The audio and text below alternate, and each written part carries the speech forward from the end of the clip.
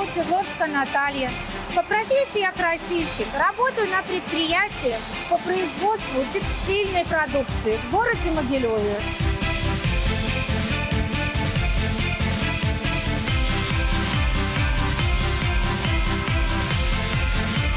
Мое утро начинается с чашечки горячего кофе и с хорошего настроения. Моей работе нравится приносить пользу людям, потому что текстильная застежка заменила в нашем мире многие вещи. Моя профессия важна тем, что мы делаем мир ярким, цветным, радужным. И во всем мире с текстильной застежкой пользуются все. В мои обязанности входят: первое. Нагреваем свое оборудование. Потом начинаем делать красильный раствор.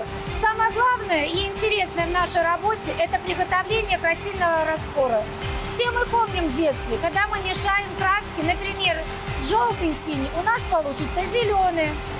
Также и в нашей профессии. Мы мешаем краски и делаем тот цвет, который заказал нам заказчик.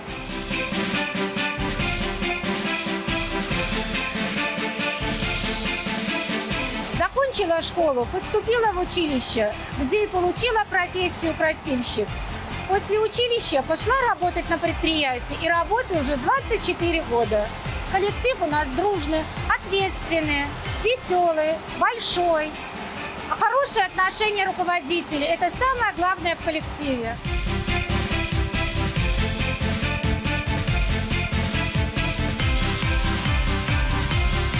Я люблю свою работу, потому что она делает утро моей страны добрым.